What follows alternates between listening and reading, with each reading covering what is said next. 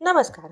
हिंदू धर्मात मकर संक्रांतीला अनन्यसाधारण महत्त्व आहे. पण मकर संक्रांत म्हणजे केवळ सूर्याचे राशी परिवर्तन नसून ही संक्रांत नावाच्या देवीने असुरांचा नाश केल्याची विजयगाथा सुद्धा आहे. देवीने शंकासूर नावाच्या राक्षसाचा वध कसा केला आणि दरवर्षी पंचांगात या देवीचे जे रूप वर्णन केले जाते त्याचा अर्थ काय होतो हेच आज आपण पाहणार आहोत. संक्रांत देवीने मकर संक्रांतीच्या दिवशी शंकासूर नावाच्या राक्षसाचा वध केला होता, म्हणून या दिवसाला तिचे नाव पडले. असं मानलं जातं की देवी ज्या गोष्टीचा वापर करते त्या गोष्टी महाग होतात किंवा त्या गोष्टीचे महत्त्व वाढते. संक्रांतीच्या आदल्या दिवशी भोगी व संक्रांतीच्या दुसऱ्या दिवसाला किंक्रात म्हणतात, कारण त्या दिवशी देवीने किंकर नावाच्या राक्षसाला मारले होते. मकर संक्रांत 2026 श्री शके 1947, तारीख बुधवार 14 जानेवारी 2026 रोजी आहे. वेळ दुपारी 3:06 सूर्य मकर राशीत प्रवेश करेल. पुण्यकाळ 14 जानेवारी 2026 रोजी दुपारी 3:06 सूर्यास्तापर्यंत आहे. यावर्षीचे संक्रांतीचे स्वरूप आहे.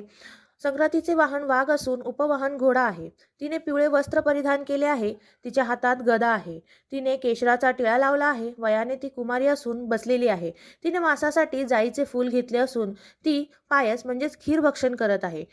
ती पूर्वेकडून पश्चिमेकडे जात असून वायव्य दिशेस पाहत आहे. संक्रांतीचे फळ.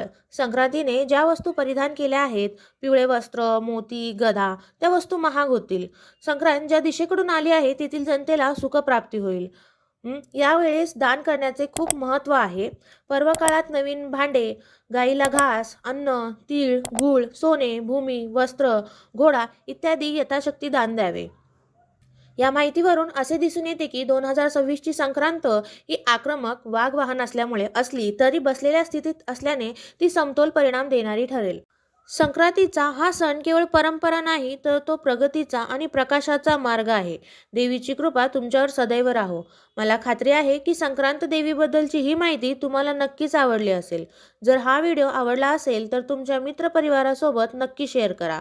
असेच माहितीपूर्ण व्हिडिओ पाहण्यासाठी आपल्या पेजला, चॅनलला फॉलो आणि सबस्क्राईब करायला विसरू नका. पुन्हा भेटूया अशाच एका नवीन विषयासह. तोपर्यंत नमस्कार.